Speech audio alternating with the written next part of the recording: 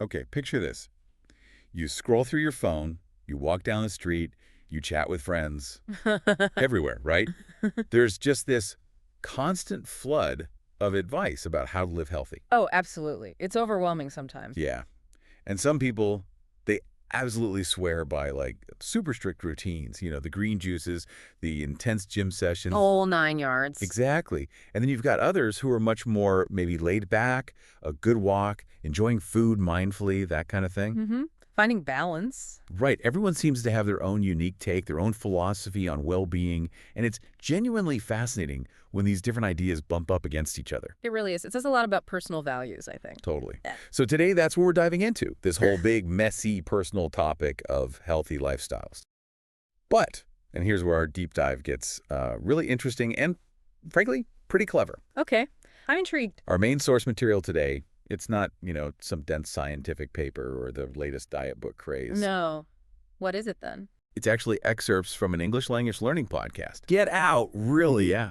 It's called Healthy Habits, a friendly English debate.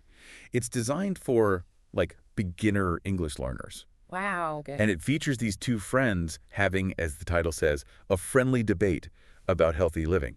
But the real point of it for them is teaching English, phrases for opinions, agreeing, and crucially, disagreeing politely. So it's got a hidden agenda in a good way. Exactly. So our mission for you, listening in, is to go way beyond just the surface chat about kale versus cake. Right. We want to pull out the deeper insights, not just about these different ways people approach health, but also about effective communication, how we actually learn things, and that really subtle skill of disagreeing without making enemies. The art of polite disagreement is so crucial. Totally. So we're digging into the content, sure, but also the craft of how this source actually teaches. It's like a double-layered thing, isn't it? You get this sort of tangible content, what people actually do for health, these two really clear viewpoints. Right. Anna versus Lily, we'll get to them. Exactly. But then underneath that, you get this blueprint, almost, for how to handle different opinions. Not just about health, about anything, really. Yeah. It's kind of a masterclass in how to talk about stuff thoughtfully, especially when you don't see eye to eye. It shows that how we talk is often just as important as what we're saying. Like a 2-for-1 deal on insight? Precisely. A 2-for-1 special in learning. I love that. Okay, so let's peel back that first layer then, the actual health debate. The source sets up this chat between two friends, Anna and Lily, talking about their views on health and fitness. Simple enough premise. Yeah, but what's really compelling is how they basically embody these two, super common, almost archetypal approaches to being healthy that you see all the time. And that immediately brings up a big question, doesn't it? For anyone trying to navigate all the health noise out there. In a world where every influencer, every book, every new study seems to point in a slightly different direction, how do you even make sense of it all? How do you talk about it without getting into arguments? Right. And this little debate, even though it's simple, for language learners, it actually highlights that challenge perfectly. It sort of forces you to think, okay, maybe there isn't just one right way. Maybe it's more of a spectrum. Yeah, different strokes for different folks, basically. Exactly, with pros and cons for each, depending on who you are. Okay, so let's unpack Anna first. Her philosophy is, I'd call it the strict and structured path. Very clear label. She seems to have this, really strong belief in strict diets and intense workouts. No messing around. Right. So when you picture her week, what does that look like? I imagine it's planned out meticulously, almost like an athlete training. A strict workout schedule. Maybe gym 5 times a week, specific sessions. Heavy weights, HIIT, maybe a long run. Yeah. Very regimented. Okay. Yeah, I can picture that. High intensity. And food-wise, definitely eating clean meals. No ambiguity there. It's not about grabbing whatever's easy. It's about, precision and discipline. Control seems like a key word. Totally. Health, for her, feels like a science project almost. You control the inputs, the calories, the macros, the reps to get these specific measurable outputs. Like optimizing a machine. Yeah. You can just imagine her doing meal prep every Sunday, packing everything in little containers, blocking out gym time in her calendar like it's a critical meeting. Non-negotiable. Exactly. The commitment is total. It's all about optimizing the body, seeing those tangible results, probably quite quickly. And that approach, it's really common in health culture today, isn't it? Oh, for sure. Anna's mindset, it taps into that desire for control, for optimization, for clear, measurable progress. You follow the rules, you get the results. There's a definite appeal to that kind of certainty. Absolutely. Clear goals, that feeling of discipline, and often you do see quick, visible changes, which can be super motivating. Yeah, addictive even. Right. And for some people, personalities who thrive on structure, who like hitting targets, who have that strong self-discipline, this can work really well. They see health as like a project to nail. Mm-hmm. They enjoy the rigor. But, and this is where we get into the nuance, that same rigidity has its downsides. Okay, like what? Well, burnout is a big one. Life happens, right? Twice. An unexpected work trip, a family thing, maybe just really, really wanting a piece of cake that's not on the clean list. Yeah. If your plan is super strict, even a small deviation can feel like a massive failure. And that feeling can actually make people just give up entirely. It's the all or nothing trap. Right, the black and white thinking. Exactly. So for a lot of people, that kind of demanding approach just isn't sustainable in the long run. It can start to feel less like a positive lifestyle choice and more like, well, a chore, a high-pressure job. Which can take a toll mentally, too, not just physically. Absolutely. It risks turning health into this constant obligation rather than something that genuinely supports a happy, fulfilling life. That sustainability piece is huge. Okay, so then we swing the pendulum way over to Lily. The counterpoint. Totally. Her philosophy is all about the balanced and enjoyable path. Right. She flat out thinks it's better to enjoy food and stay active in simple ways. So the opposite of Anna's intensity. Pretty much. You're not going to find Lily meticulously tracking every calorie or stressing about hitting the gym at 6 a.m. sharp. Right. Her preferred activities are things like walking and yoga, stuff that, fits into life more easily. It's less about pushing to the limit and more about consistent, kind of gentle movement. Integration rather than segregation. Exactly. The key phrase for her seems to be simple ways. Finding joy in the process is way more important than sticking to some rigid plan. So health isn't a chore for her. Doesn't seem like it. It feels more like an integrated, sort of organic part of her life. She's probably less focused on like hitting specific weight goals or body fat percentages and more focused on how she feels. Energy, mental clarity, just general well-being. More holistic, maybe? Intuitive? Yeah, intuitive is a great word. Listening to her body, finding pleasure in moving, savoring food without guilt. She might have that dessert, But overall, her life involves movement and balance. She's definitely playing the long game. And Lily's viewpoint really encourages us to think about that long-term sustainability, doesn't it? It really does. It shifts the focus away from just strict rules towards, enjoyment and making health fit into your life, not take it over. Yeah. And that often comes from wanting flexibility, right? Recognizing that mental well-being is just as vital as physical, having a more relaxed relationship with your body and food. The benefits seem pretty obvious. Less stress, for one. Definitely less psychological burden. And probably more consistency, actually, because you're doing things you genuinely enjoy, not things you feel forced to do. Right, you're more likely to stick with it if you like it. Exactly. So it's more likely to become a lifelong habit, not just a short-term fix. It avoids that all-or-nothing pressure cooker that Anna seems to thrive in, but which crushes a lot of other people. It's about building habits that feel good, that fit. But just like Anna's path, Lily's approach isn't perfect either, right? It has potential drawbacks, especially if someone is looking for really quick, dramatic physical results. Okay, yeah. Progress might be slower. Could be. And without that intense structure, some people might feel like they're not trying hard enough, or they might struggle with motivation if there's no external push. Yeah, society does tend to glorify that intense effort, the go hard or go home thing. It does. So Lily's quieter, more consistent approach might not get the same kind of instant applause or validation. But the key insight here is that for many people, maybe even most people, health isn't a sprint, it's a marathon. And a steady, enjoyable pace is often what gets you to the finish line feeling good. It allows for life's ups and downs, doesn't demand perfection. Exactly. It bends instead of breaks. So putting them side by side, Anna and Lily, the core difference just jumps out, doesn't it? It really does. Anna values intensity, strictness, discipline equals results. Right. Effort is paramount. Whereas Lily values enjoyment, simplicity. Integration and harmony are key. Pleasure and sustainability. It's that classic tension, isn't it? Like no pain, no gain versus listen to your body. Sacrifice versus intuition. And this contrast presented so clearly in the source. It's more than just about diet and exercise plans. It's a really valuable lesson in understanding how differently people define well-being. Yeah, what does healthy even mean? Exactly. And what values are underneath that definition? Is it efficiency you prioritize? Yeah. Or enjoyment? Intensity or consistency? Control or flexibility? The source doesn't judge either one. It just puts them out there side by side. And that forces you, the listener, to think, okay, health isn't just one thing. It shows how much our personal values, our lifestyles, even our personalities shape how we approach it. And thinking bigger, how do these different views affect, like, public health messages? Or just general trends we see? That's a huge question. Should campaigns push strict rules and numbers or encourage enjoyable, flexible ways to be active and eat well? It really makes you appreciate the complexity. It kind of gives you permission to figure out what actually works for you, doesn't it? Instead of just copying someone else. Precisely. Permission to find your own path. I really like that framing. Yeah.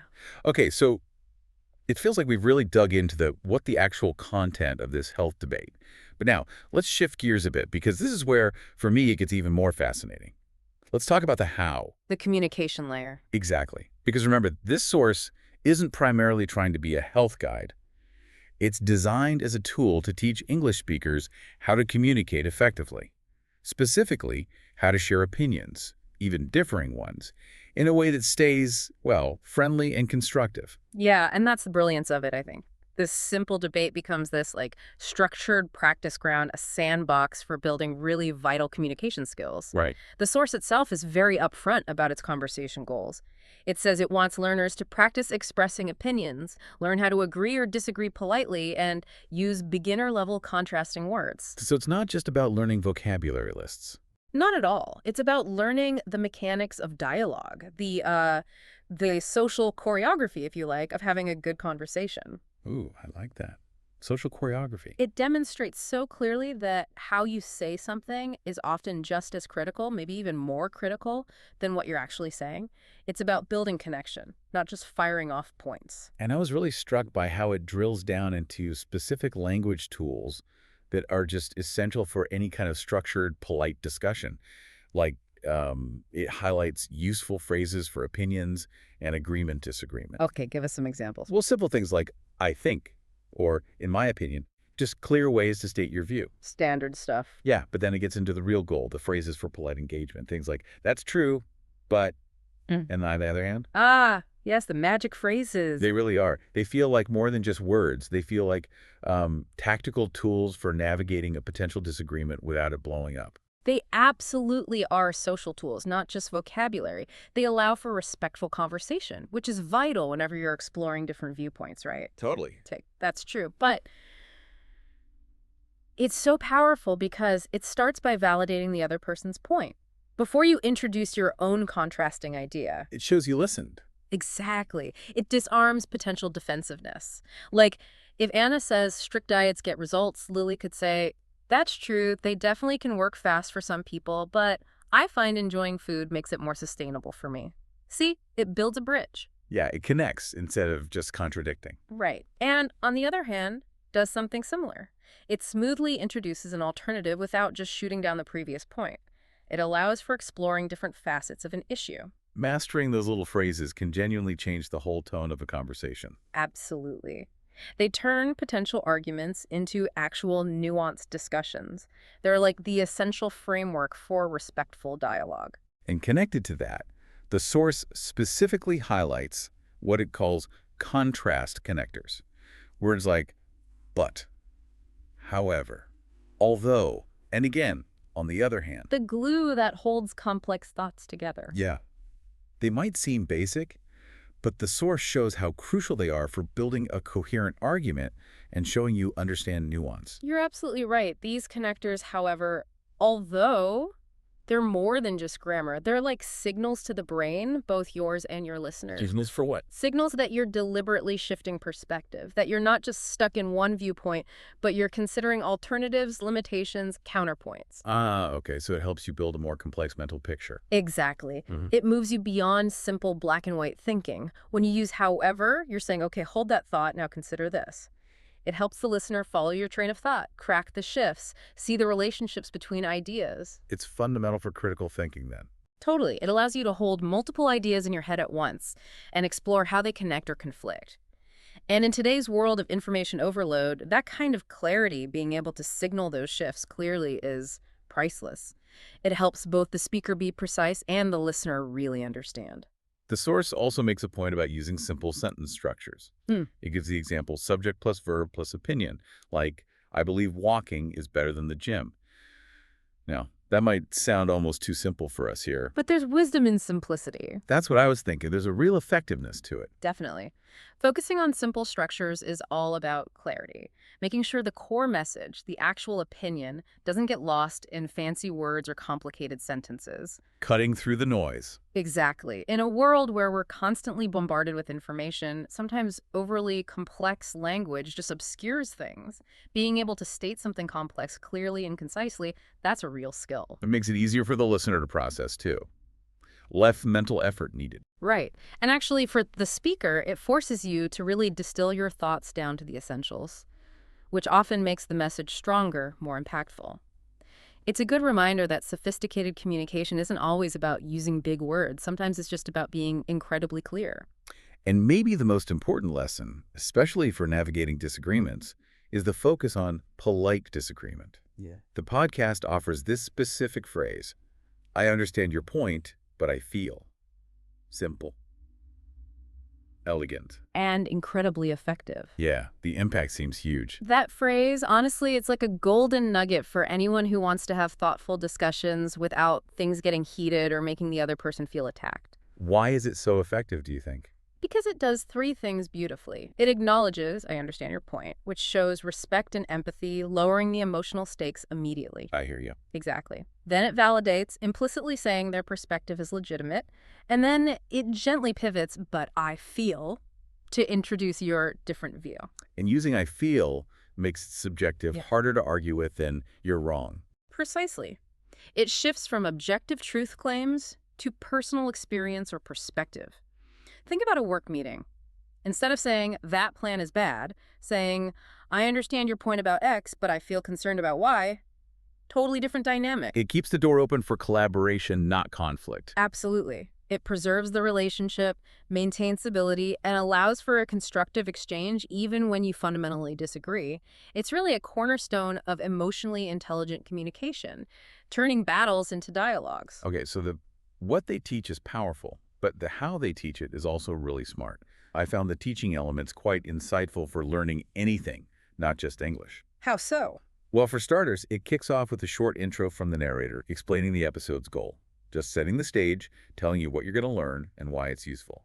Provides that crucial context right away. And then the conversation itself you mentioned, it's played slowly and clearly with pauses. Yeah, deliberate pauses. That's not just for beginners, is it? That pacing is actually a powerful tool for deep absorption for anyone.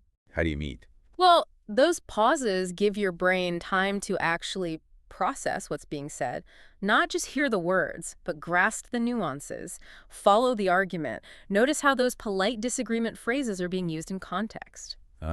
Like letting it sink in. Exactly.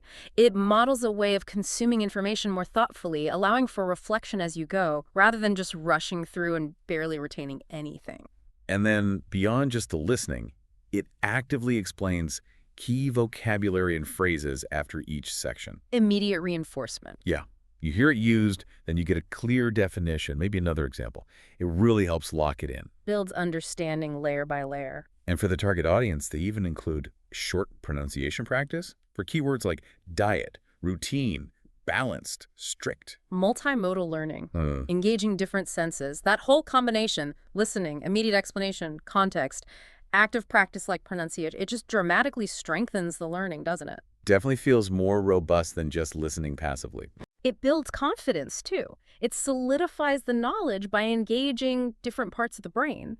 It's like building a really solid structure. Each piece reinforces the others. Yeah. It recognizes that real understanding, the kind that sticks, comes from interacting with the material in multiple ways. It's designed not just for knowing, but for doing. And speaking of doing, that leads perfectly into the final part of the source's structure, which I thought was brilliant. It ends with a mini speaking challenge. Putting it into practice. Exactly. It explicitly asks listeners to give their own opinion on healthy living. using the specific phrases and structures they've just been learning about. And that step, moving from passive listening to active production, is absolutely critical for truly internalizing new information. Why critical? Because it's the difference between just knowing about polite disagreement phrases and actually being able to use them yourself. It solidifies the learning, moves it into long-term memory, and crucially, builds real confidence. Proof you can actually do it. Exactly. It shows the learner they haven't just understood. They can now articulate their own thoughts using these new tools effectively and respectfully. It's the ultimate test. Can you apply it? And the source is very clear about its intended outcome. It states explicitly that listeners gain confidence in discussing opinions, learn how to construct polite arguments, and get exposed to natural beginner English related to health and lifestyle. Clear goals, clear outcomes. Yeah, it's ambitious for a short format, but the structure seems really well designed to achieve it. And if we tie this back to that learner persona we sometimes talk about, the whole design really speaks to that desire for actionable knowledge, for gaining competence quickly but deeply without feeling swamped. How so? Well, it breaks down complex ideas both about health and communication into manageable chunks. It aims for those aha moments with clear examples. It guards against overwhelm by providing structure and focusing on learnable skills. Creates a supportive learning environment. Exactly. It's ideal for anyone who doesn't just want to passively consume information, but wants to genuinely integrate it, build confidence, and become capable of more nuanced thinking and expression. So wow, this deep dive really gave us two distinct layers of learning, didn't it? It really did. We got these valuable perspectives on healthy living, the strict versus balanced approaches, Anna versus Lily, understanding the pros and cons. The content layer. Right, but just as importantly, maybe even more so, we unpack these surprisingly powerful yet fundamentally simple communication tools. The how of the discussion. The craft layer. Yeah.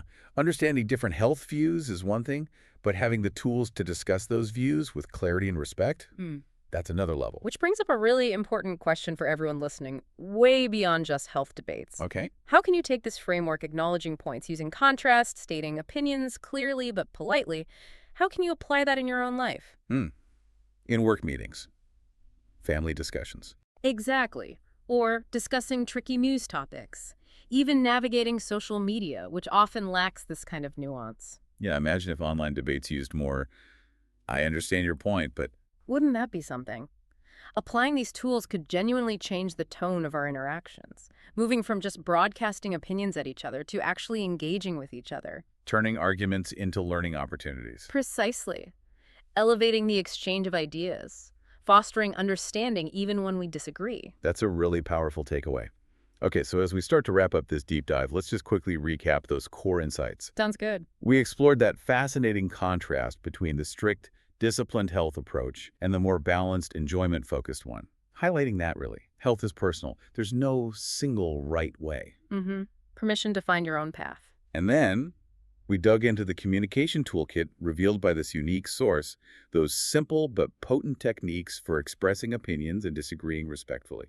Showing that true understanding often requires both exploring different views and having the skills to discuss them constructively. So maybe a final thought for everyone to chew on this week. Go for it.